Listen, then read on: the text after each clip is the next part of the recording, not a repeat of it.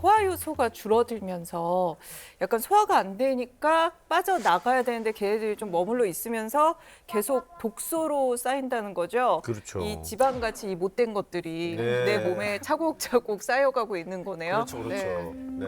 실제 한 국내 연구에서 혈액 속의 독소가 증가할수록 네. 이 복부의 내장 지방이 늘어나는 것과 관련이 있다는 연구 결과도 있었습니다.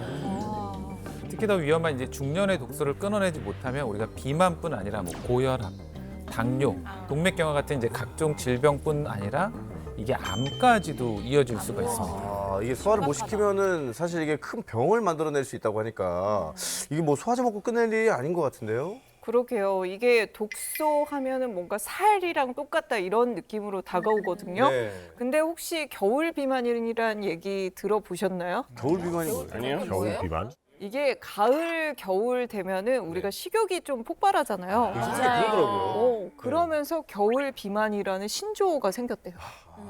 안 움직여서 그런 거 잘 안 움직이잖아요, 겨울에. 그래서 그런 거 계속 먹게 되고 추워서. 말씀하신 그 겨울 비만이 근거가 아예 없는 이야기는 아닙니다. 아, 그래요? 네. 저희가 식욕에 영향을 줄 수 있는 뭐 네. 식욕 호르몬이라고도 부르는 한 호르몬의 영향 때문인데 쉽게 좀 설명을 드리면 이 식욕 호르몬이 증가하게 되면 식욕이 좀 떨어지게 되고 반대로 감소하게 되면 식욕이 증가하게 되는데요.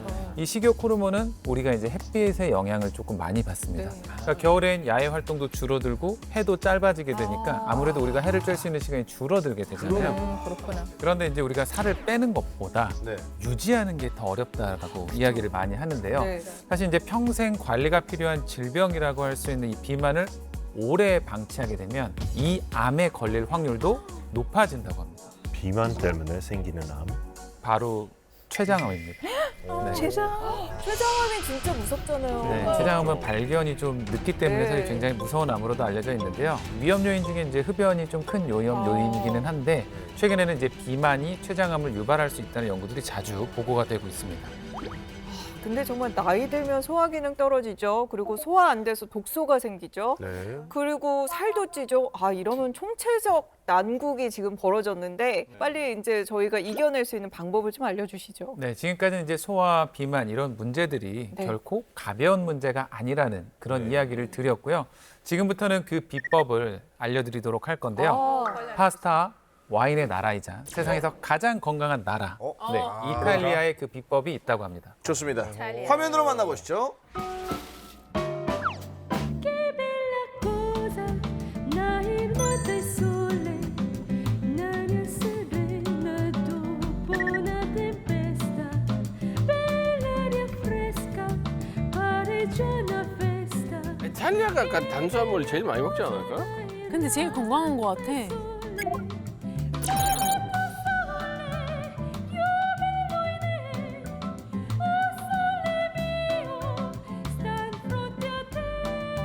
Allora, soprattutto cerco di mangiare bene, perché secondo me l'alimentazione è la base fondamentale, cose di questo tipo, e a sera magari più proteine. Semplicemente da piccola faccio sport, cammino tanto tutto il giorno. L'ideale sarebbe appunto andare in palestra, fare attività fisica e mangiare bene. Cucina sempre il riso Kamut, fa tutte queste ricette con riso e verdure e mi ricordo che usa appunto questa tipologia di riso. 카모트 요소. È un cereale che contiene tante sostanze utili, ben 53 nutrienti, perché le fibre permettono lo sviluppo di una flora microbica nell'intestino che rende la digestione ottimale. Quelli dei lipidi circolanti, colesterolo e trigliceridi, e quindi in questo modo ha un effetto benefico sulla salute. 아니, 확실히 이탈리아 사람들이 탄수화물을 많이 먹으면서도 건강한 이유가 있었네요. Deriva dall'assorbimento di questi elementi. L'alto contenuto di omega 6 permette un buon metabolismo dei grassi e quindi è utile nel combattere l'aterosclerosi e tutte le malattie cardiovascolari. Ne ho sentito parlare, però non ne faccio uso, devo dire la verità, non ho ancora provato, però ne ho sentito parlare parecchio, è molto, molto diffusa come cosa, ne ho letto un po', ecco.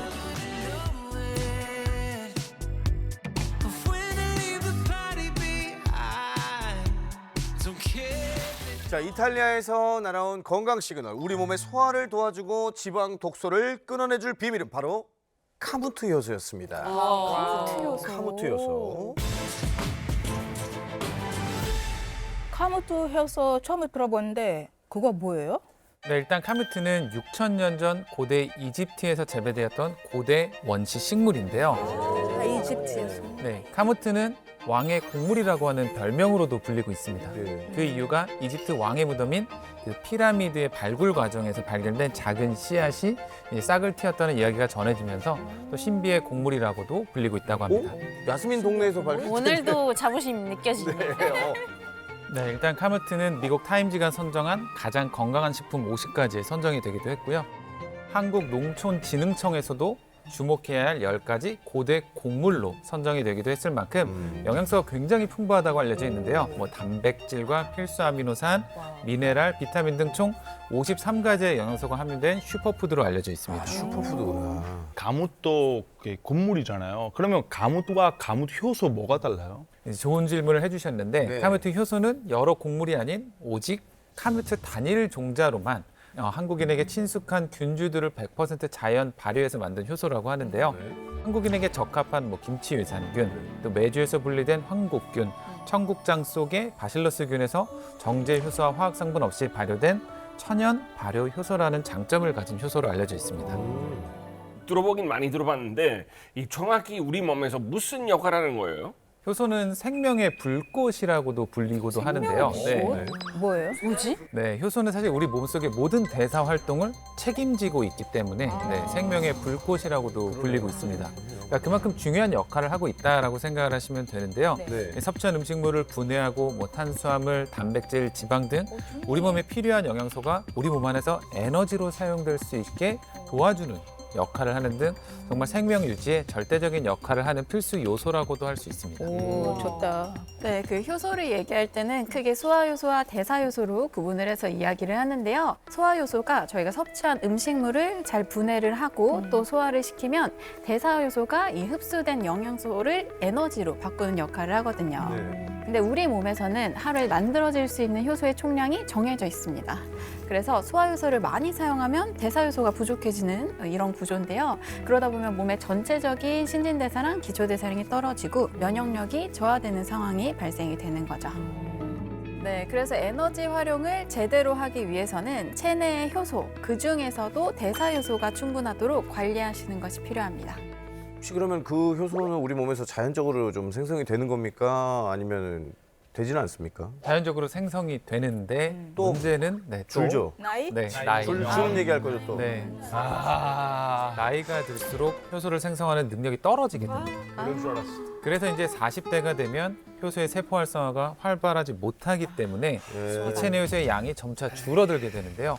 어린아이에 비해서 노인의 효소량은 약 30배 정도 줄어들었다 있는 네, 결과도 있습니다. 30배가 줄어들어요? 10배도 아니고. 없어진 거 아니에요 그럼? 카무트 효소가 우리 몸에 무조건 소화 효소를 지워주는 역할을 하는 건가요? 네, 맞습니다. 나이가 들다 보면 소화효소가 점점 줄면서 몸속의 음식물들이 잘 분해가 되지 않고 장 속에 찌꺼기로 남으면서 독소를 만들어냅니다. 이때 찌꺼기가 쌓이는 걸 방지하기 위해서는 풍부한 영양소에 이제 소화효소까지 함유된 카무트 효소를 섭취했을 때 도움을 좀 더 받을 수 있는데 찌꺼기 배출은 물론이고 소화에도 도움을 받을 수 있는 거죠. 그러면 이 카무트 효소가 우리 몸속에 찌꺼기가 쌓이는 것을 어느 정도 좀 방지해 줄 수 있겠네요. 이 카무트 효소는 소화분해 효소인 아밀라아제 종류 중에서도 특히 탄수화물을 잘 분해한다고 알려진 알파 아밀라아제가 풍부해서 몸의 소화 작용을 도와줄 수 있습니다. 그러면 단수화물 마음껏 먹어도 되는 거예요? 참 뭐든 적당한 게 사실 좋은 거지만 그래도 카무트 효소가 어느 정도 도움을 좀 줄 수는 있을 것 같은데요. 네. 좀 이해를 도와드리기 위해서 실험을 좀 준비를 했습니다. 좋습니다. 카무트 효소에 풍부한 알파 아밀라아제가 우리 몸속의 탄수화물 분해를 어떻게 돕는지 영상을 함께 좀 보시겠습니다. 궁금하다. 2개의 비커에 같은 양의 빵과 물을 넣었고요. 네. 한쪽에는 소화를 돕는 카무트 효소를 넣어보겠습니다. 뭘까? 그리고 이제 시간이 조금 지나는 걸 좀 지켜볼 건데요. 녹고 있어. 어머! 우와, 거의 다 녹았는데? 어떻게 그래요? 시간이 지날수록 빵의 변화가 보이시나요? 이 물만 넣은 쪽은 빵의 모습이 거의 아직도 이렇게 유지가 되어 있어요. 네. 어머, 우리 몸에 이렇게 우리 되는 몸이 이런 거잖아요. 카무트 요소를 넣은 쪽은 네. 없어. 네, 빵의 형태를 뭐 알아볼 수 없을 정도로 지금 분해되신 것을 보실 수가 있습니다. 신기하다. 네, 방금 보신 실험처럼 기본적으로 탄수화물이 잘 소화가 되고 잘 배출이 되면 건강한 대사를 함으로써 다이어트, 체중 감량에도 도움이 되는 거죠.